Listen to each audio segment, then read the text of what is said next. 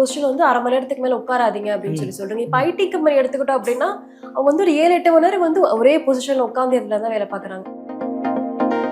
First reason pastor.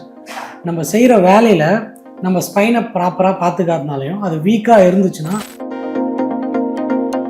15 வயசு குழந்தை கூட விட்டமின் டி கம்மியாக இருக்குது. ஜிம் போற நிறைய பேருக்குமே இந்த பேக் பெயின் வருது இல்லையா? இந்த ஜிம் போகிறாங்க அப்படின்னா அந்த வெயிட் பேலன்சிங் ஒன்று இருக்குது. பாஸ்டரல் ஸ்ட்ரெயின் கிடையாது, தட்ஸ் இன்ஜுரி. D9 தெரப்பினா ஃபர்ஸ்ட் என்ன சார்? என்ன மாதிரி ட்ரீட்மெண்ட் பண்ணால் இந்த டிஸ்க் உள்ளே போகுது, அதை எப்படி பர்ஃபெக்டாக டயக்னோஸ் பண்ணிக்கிறது? சர்ஜரி பண்ணியே தான் ஆகணுன்ற கேஸ் இருக்குன்னா அந்த கேஸை சர்ஜரி பண்ணாமல் அவங்கள ரெடி பண்ண முடியும், அந்த மாதிரியும் பண்ண முடியும். Back pain, neck pain, knee pain, இது எல்லாரும் யாரெல்லாம் சிவியராக அஃபெக்ட் ஆகிருக்காங்க, இல்லை சர்ஜரி வேணான்னு யோசிக்கிறாங்க, இல்லை எனக்கு சிவியரில் இருக்கேன், எனக்கு ஏதோ ஒரு சர்ஜரி போக வேணாம், எனக்கு ரிலீஃப் வந்தால் போதும் அப்படின்னு இருக்கிறவங்களுக்கு இதை அப்ரோச் பண்ணலாம். அதன் ஆரோக்கியம் நேயர்களுக்கு வணக்கம். தொடர்ந்து நம்ம சேனல்ல ஆரோக்கியம் சார்ந்த நிறைய விஷயங்களை பார்த்துக்கிட்டு வரோம். அந்த வகையில் இன்னைக்கு நிறைய பேருக்கு இருக்கிற ஒரு பிரச்சனை அப்படின்னு பார்த்தீங்கன்னா பேக் பெயின். இதை D9 தெரப்பி மூலமா எப்படி சரி பண்ணலாம் அப்படின்றத பற்றி தான் இந்த வீடியோவில் பார்க்க போகிறோம். இதை பற்றி நம்ம கூட ஷேர் பண்ணிக்க இன்னைக்கு ஜாயின் பண்ணியிருக்காரு சென்னையோட ஸ்பைன் ஸ்பெஷலிஸ்டான டாக்டர் சதீஷ்குமார் அவர்கள். வாருங்கள் பேசலாம்.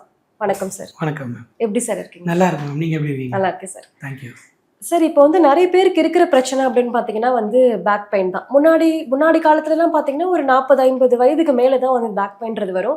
ஆனால் இப்போ பார்த்தீங்கன்னா 25 வயசுக்கு மேலே இந்த பேக் பெயின் வந்துடுது. முதல்ல இந்த பேக் பெயின் வரதுக்கான ரீசன் என்ன சார்?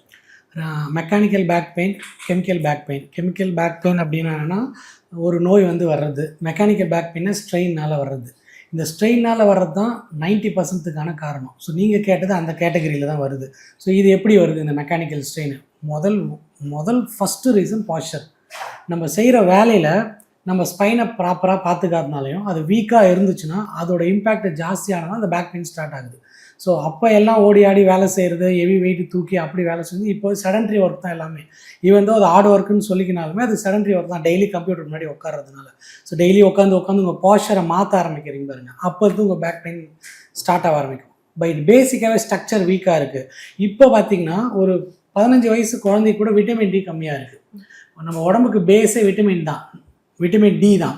அந்த விட்டமின் டி எப்போ கம்மியாகுதோ போன் ஸ்ட்ரென்த்து கம்மியாகிடும்.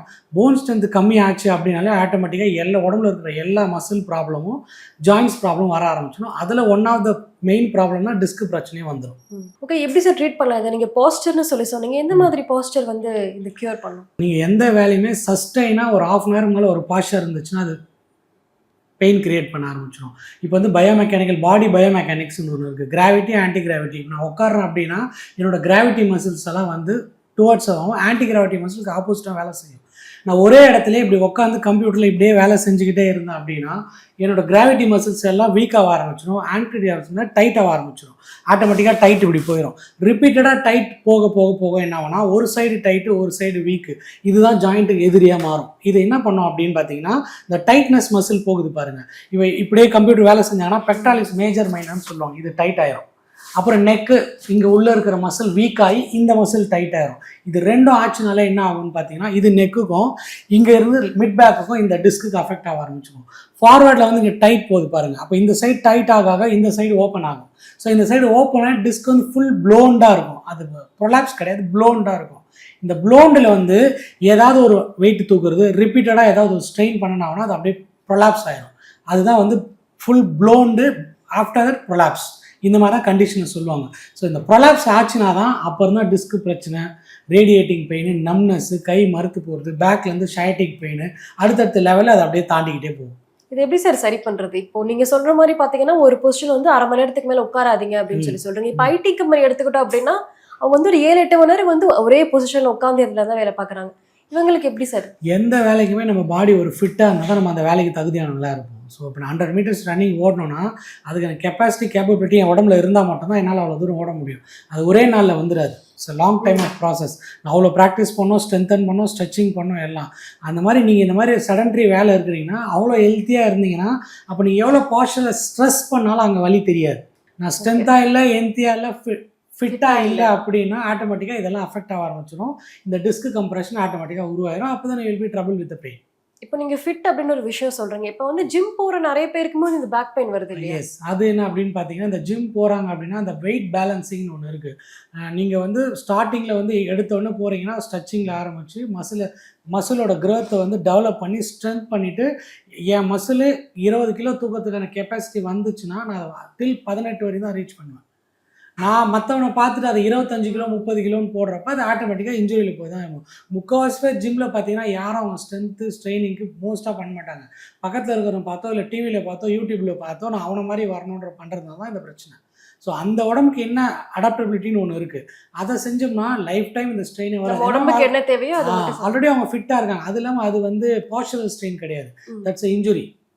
நீங்க ஓகே. ஒரு உங்களால 20 கிலோ தான் தூக்க முடியும் அப்படின்னா, நீங்க 25, 30 கிலோ தூக்குறப்ப என்ன ஆகும்னா, ஆட்டோமேட்டிக்கா அந்த ஸ்ட்ரக்சர் வந்து வித்ட்ரா பண்ணாது. அப்படியே விட்டுரும் அத. விட்ட உடனே சடன் கொலாப்ஸ் ஆகி அந்த ஸ்ட்ரக்சர் இன்ஜுரி ஆகி அப்பதான் டிஸ்க் வெளிய ஆரம்பிக்கும். இப்போ தூங்கும் போதுமே இந்த போஸ்டர்னால பிரச்சனை வருமா சார்?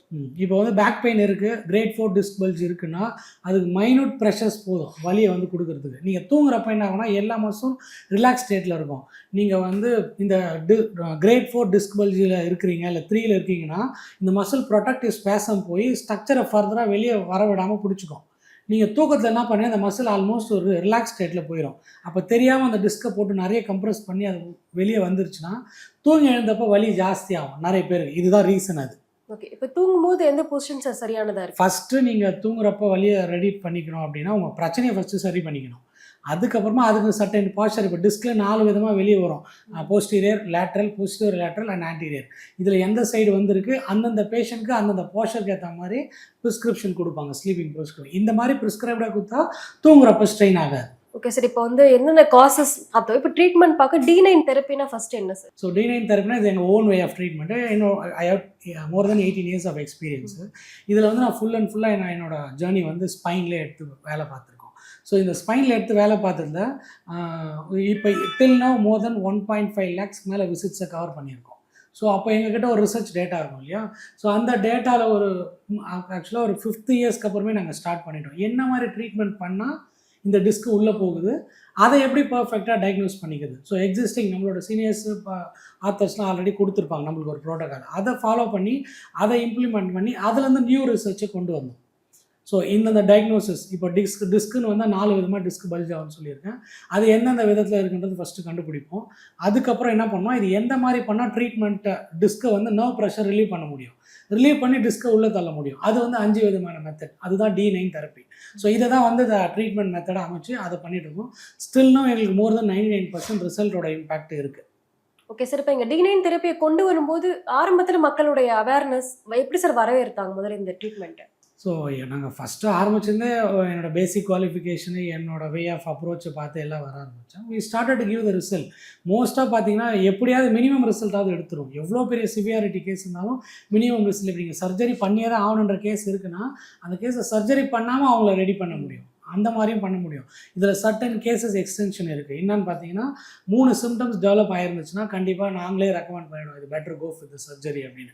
அதில் ஒன்று அப்படின்னு பார்த்தீங்கன்னா கால் வந்து பேரலைஸ் ஆயிருந்துச்சுன்னா better to do with surgery. இதுக்கப்புறம் யூரின் மோஷன் சுத்தமாக போகலை பிகாஸ் ஆஃப் கம்ப்ரெஷன். இப்போ கான்ஸ்டிபேஷன் டெவலப் ஆகி அது சிஸ்டமில் இருக்கும், ட்ரீட்மெண்ட் பண்ணி 5 நாள் அது சரியாயிடும். அந்த மாதிரி இல்லாமல் சிவியர் நர்வ் கம்ப்ரெஷனால கான்ஸ்டிபேஷன் டெவலப் ஆகிருந்துச்சுன்னா ரெண்டுத்துக்கும் டிஃப்ரெண்ட் இருக்குது. அதனால கான்ஸ்டிபேஷன் டெவலப் ஆகிருந்தால் அப்போ கண்டிப்பாக சர்ஜரி பண்ணணும். இதை தவிர வலியிலிருந்து கடந்த ஒரு வாரமாக பெட்டை விட்டு எழுந்துக்குள்ள வலியினால் படுத்து படுக்கையாக இருக்கேன். வேஸ்கோடென்னு சொல்லுவாங்க. இந்த பெயின் பிஹேவியர் மோர் தென் 1 இயருக்கு மேலே வலி இருக்குது. இப்போ எனக்கு அந்த பிஹேவியர் வந்து ஃபுல் 100% இருக்குது. ஸ்கோர் 10னா 100, இட் மீன்ஸ் 10 100. ஸோ 100 இருக்குது பர்சன்டேஜ் அப்படின்னா அப்போ டெஃபினட்டாக சர்ஜரி பண்ணிக்கிறது பெட்டர். ஸோ இந்த மாதிரி கேஸ் பர்சன்டேஜ் பார்த்தீங்கன்னா 0.1% தான். வெறும் 0.1% தான். மீதி 99.9990 வந்து பார்த்தீங்கன்னா நார்மல் மெக்கானிக்கல் பேக் பெயின் தான். ஸோ நான் என்னோட இந்த 18 இயர்ஸ் எக்ஸ்பீரியன்ஸில் ஜஸ்ட் ஒரு 2 கேசஸ் தான் அந்த மாதிரி பார்த்துருக்கேன்.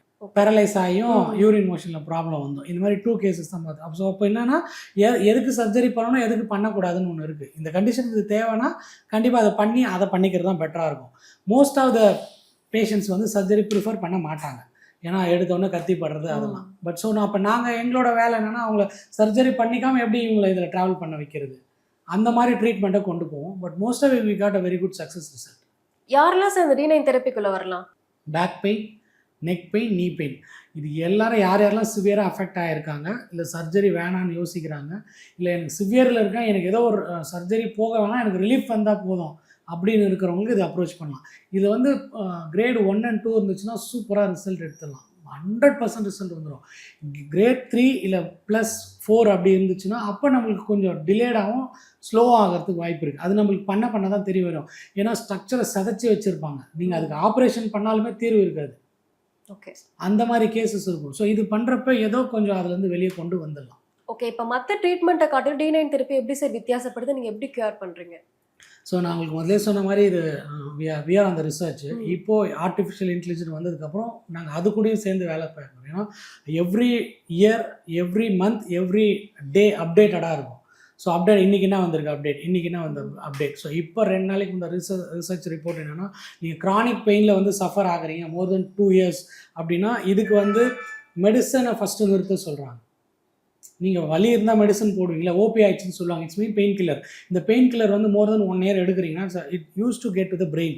இந்த பிரெயினுக்கு வந்து போய் அடாப்ஷன் ஆகி நீங்கள் பெயின் கில்லர் எடுத்தால் அந்த டைம் வலி குறையும், திருப்பி வலி வந்துடும். ஒரு ஸ்டேஜுக்கு அப்புறம் நீங்கள் பெயின் கில்லர் இல்லாமல் உங்களால் இருக்கவே முடியாது. ஸோ இதுக்கு வந்து CBT, cognitive behaviour therapy, mindfulness based therapy, இது கூட சேர்த்து ஓபி ஆயிடுச்சை ஃபஸ்ட்டு கட் பண்ண சொல்கிறாங்க. இதை கட் பண்ணி பேஷண்ட்டை 27 90 டேஸ்க்குள்ளேருந்து இதுலேருந்து வெளியே கொண்டு வர முடியும். இதை வந்து கிரானிக் கேசஸ். அவங்க 2 கேஸ் எக்ஸாம்பிள் சொல்கிறேன். எனக்கு வந்து 2 கேஸ் இருக்காங்க என்கிட்ட. ஸோ இவங்க வந்து 20 years ஆஃப் பெயினில் இருக்கிறாங்க. 1 வருஷம் 2 வருஷத்தில் 20 வருஷமான பெயின். இந்த 20 வருஷமான பெயின் ஒருத்தர் மேலு, ஒருத்தவங்க ஃபீமேல். இதில் மேல் கேஸ்க்கு வந்து பார்த்தீங்கன்னா நான் ட்ரீட்மெண்ட் ஆரம்பித்த 30 daysல 90%, 95% வலி குறைஞ்சிச்சு. 20 years பெயின். இது என்னென்னா இந்த இதில் தான் அப்ரோச் பண்ணோம். ஏன்னா எந்த பெயினுக்கு எப்படி அப்ரோச் பண்ணணும்னு ஒன்று இருக்குது. ஸோ முழுக்க இந்த வே ஆஃப் ட்ரீட்மெண்ட் தான் D9 தெரப்பியில் இது வரும். இதை இன்னொருத்தர் சொன்ன மேலே அவருக்கு 20 years ஆஃப் பெயின் நாங்கள் ட்ரீட்மெண்ட் பண்ணால் 40 days பண்ணோம், வெறும் 60% தான் குறைஞ்சிது. அடுத்த ஒரு 10-15% குறையிறதுக்கு 1 year ஆகிடுச்சு. ஸோ ஸ்டில் எங்கள் கூட அவர் ஃபாலோஅப்பில் இருக்கார். லாஸ்ட் வீக் கூட அவர் பேசுகிறப்ப என்ன சொன்னார்னா, நான் வந்து ட்ரீட்மெண்ட் எடுக்க 1 வருஷத்துக்கு முன்னாடி எனக்கு இதுலேருந்து வெளியே வந்தால் போதும், எனக்கு இதுலேருந்து நான் சூசைட் தாட் வரையும் போயிட்டேன். இப்போ நான் வலியோட மைல்டாக இருந்தாலும் என் வேலையை செஞ்சுக்கிறேன், எல்லாத்தையும் நான் பார்த்துக்கிறேன், ஆனால் வலி இருந்துக்கிட்டே இருக்குது. ஸோ இது ஒரு விதமான உடம்பு. சிவியர் கேஸ்லேருந்து இவங்களை வெளியே கொண்டு வரோம் பார்த்தீங்களா, அதுதான் இதில் way of. So each and every body வந்து வேரி ஆகிட்டே வருவோம். இந்த கிரேட் 4 போயிட்டாங்கனாலே அவங்க எந்த கேட்டகரியில் வருவாங்கன்றது தெரியாது. அவங்க மைண்ட் எப்படி ஃபிக்ஸ் ஆகும், என்ன ஆகும், எதுவுமே தெரியாது. ஒரு சிலர் பார்த்தீங்கன்னா இந்த தாட் வந்துடும், ஒரு அப்நார்மல் பிஹேவியர் தாட் வந்துடும். மோர் தென் 2 years மேலே பெயின் இருக்குது, வேஸ் மோர் தென் 7 இருக்குமோ, அந்த மாதிரி பிஹேவியரே மாறிடும். எரிஞ்சு விழுவாங்க, நீங்கள் என்ன பண்ணாலும் பேசினாலும் கேட்க மாட்டாங்க, நான் சூசைட் பண்ணிக்கிறேன்னுவாங்க. இந்த மாதிரியெல்லாம் வந்துடும். வலி நம்மளை இந்த மாதிரிலாம் பேச வைக்கும். ஸோ அது வந்து அது ஒரு வே ஆஃப் பெயின் பேட்டர்ன் வேறு. ஸோ நம்ம அதை அனலைஸ் பண்ணி இண்டிவிஜுவலாக ட்ரீட்மெண்ட் கொடுக்குறது தான் அதோட ஸ்பெஷாலிட்டி. இப்போ D9 தெரப்பி பெர்மனன்ட் சொல்யூஷனா சார்? இதுக்கப்புறம் வலி வரவே வராது. எந்த பிரச்சனைக்குமே வந்து பெர்மனன்ட் டெம்பரரின்னு கிடையாது. உங்களுக்கு ஒரு பிரச்சனையில் வந்திருக்கீங்க, அதை சரி பண்ணி கொடுத்துட்டோம் அப்படின்னா அதுக்கு அடுத்தது அதை யார் கேர் பண்ணிக்கணும்? நம்ம தான். திருப்பி வரவே வராதுன்னு எப்படி சொல்ல முடியும்? கார் ரோட்டில் போயிட்டே இருக்குது, ஆக்சிடென்ட் ஆச்சு, ரிப்பேர் பண்ணி எடுத்துகிட்டு போயிட்டீங்க, திருப்பி ஆக்சிடெண்ட்டே ஆகாதுன்னு சொல்ல முடியுமா காரில்? அந்த மாதிரி தான் இது. ஸோ ஸ்ட்ரெயினே ஆகாதுன்னு ஆகாமல் நீங்கள் பார்த்துங்க, லைஃப் டைம் பேக் பெயின் வராது. ஸ்ட்ரெயின் ஆச்சுன்னா பேக் பெயின் வரும். அது இல்லாமல் இந்த டிஸ்க் பல்ஜு கிரேட் 4 வந்துச்சு அப்படின்னா நீங்கள் லைஃப் டைம் பேக் பெயின்க்கு சொந்தக்காரங்க. நீங்கள் சின்னதாக ஏதாவது ஸ்ட்ரெயின் பண்ணால் கூட டக்குன்னு எட்டி பார்த்துருவோம். அதை மேனேஜ் பண்ணுற டெக்னிக் உங்களுக்கு நல்லா தெரியணும். அதெல்லாம் தான் சொல்லி தருவாங்க. கிரேட் 4 இருக்கிறவங்க இந்த கொஸ்டினை கேட்கவே கூடாது. இதுலேருந்து எனக்கு ரிலீஃப் கொடுத்தா போதும், எனக்கு சர்ஜரி வேணாம், எனக்கு என் உடம்புல கத்தி படக்கூடாதுன்னா அப்போ ஓகே. இல்லைனா வேறு ஆப்ஷனே கிடையாது இந்த way of treatment. Okay sir. இப்போ எந்த மாதிரி ஸ்ட்ரெச்சஸ்னால இந்த பேக் க்யூர் பண்ணலாம் சார்? ஸ்ட்ரெச்சஸ்னா எக்ஸசைஸ்னான்னு கேட்குறீங்க. ஸோ நீங்கள் வந்து இதில் வந்து நான் 2 ஸ்டார்டிங் ஸ்டேஜில் நம்ம இருக்கிறோம். எப்போ சார் இந்த ட்ரீட்மெண்ட்குள்ளார வரலாம் D9 தெரப்பி மூலமா?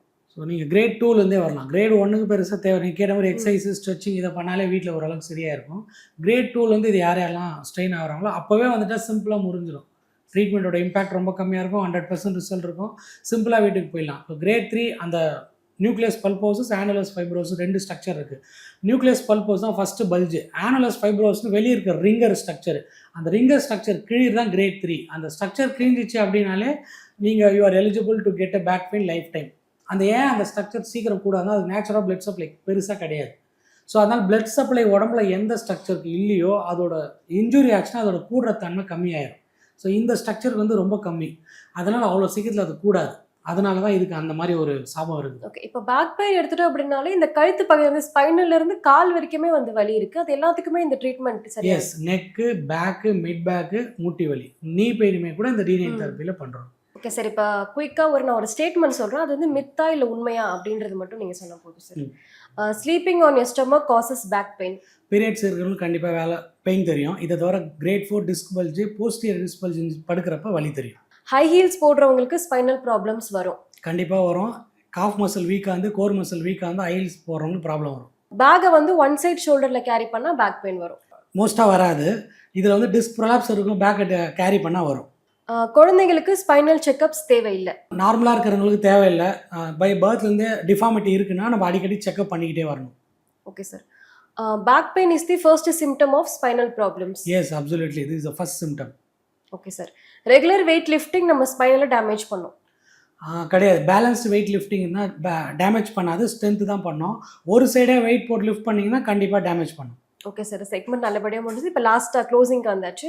இப்போ வந்து வீட்லேயே சில பேர் முதுகு வலி அப்படின்னா காலில் ஏறி மிதிக்கிறது இப்படிலாம் பண்ணுறாங்க. இதெல்லாம் எப்படி சார், சரியா தப்பா? மேம், நம்ம யாருமே மிதிக்கிறாங்கன்னா அது குழந்தை மிதிச்சா ஒன்றும் ஆகாது. ஹெவி வெயிட் இருக்கிற விட்டு தயவுசெய்து மிதிக்காதீங்க. அந்த மாதிரி மிதித்து இன்ஜுரி ஆகி இங்கே வந்தவங்க நிறைய பேர் இருக்காங்க. ஸோ அது வேணாம். எப்போ பேக் பெயின் வந்தாலும் நீங்கள் ஃபஸ்ட்டு சேர்ந்து போய் குப்புற படுத்துட வேண்டியது. ஐஸ் ஒரு 10 நிமிஷம் வச்சுட்டு ரிலாக்ஸ் பண்ணிங்கனாலே most of the pain, simple பெயினாக இருந்தால் சரியாயிடும். பெயின் ஒரே மாதிரி தான் இருக்கும். சிவியர் இன்ஜுரினால பெயின் ஒரே மாதிரி தான் இருக்கும் அந்த டைமில். மைனர் இன்ஜுரியும் அதே மாதிரி தான் இருக்கும். ஐஸ் வச்சதுக்கப்புறம் அந்த பெயின் போதா இல்லையான்னு தான் விஷயம். போகல அப்படின்னா 1 டே ரெஸ்ட்டு. அப்பயும் குறையில கண்டிப்பாக டாக்டர் போய் பார்த்துருங்க. இப்போ ஒரு 3 அட்வைஸ் கொடுப்பீங்கன்னா எந்த மாதிரி அட்வைஸ் சார் கொடுப்பீங்க? குனிஞ்சு எப்போ வெயிட்டு தூக்குனாலும் உடம்போட சேர்த்து தூக்கணும். சிவியர் பேக் பெயின் இருக்குன்னு வெயிட்டே தூக்கக்கூடாது. அதை தவிர குனிஞ்சு பெருக்கக்கூடாது ஃபீமேலாக இருந்தாங்கன்னா. இதை தவிர தி பெஸ்ட் அட்வைஸ் என்னன்னா, எப்போ பேக் பெயின் இருக்கிறவங்க உட்காந்தாலும் 45 மினிட்ஸ் வரை கண்டினியூஸாக உட்காராதீங்க. ஜஸ்ட் ஒரு 2 மினிட்ஸ் சேர்ந்து அந்த ஸ்பைனுக்கு ஒரு ப்ரெஷரை ரிலீவ் பண்ணிங்கன்னா உங்களோட சிவியாரிட்டி ஆகிறது நாளடைவில் கம்மியாகிட்டே வரும். இதை பண்ணாலே போதும். நைட்டு நல்லா தூங்கி ரெஸ்ட் கொடுத்தனா காலையில் எழுந்துக்கிறப்ப வலி கம்மியாக இருக்கும். கிரேட் 1 and 2க்குள்ளே இருந்துச்சுன்னா. கண்டிப்பாக சார். D9 தெரப்பி பற்றி நிறைய விஷயங்கள் எங்களுக்காக சொன்னீங்க. ரொம்பவே நன்றி. Thank you ma'am.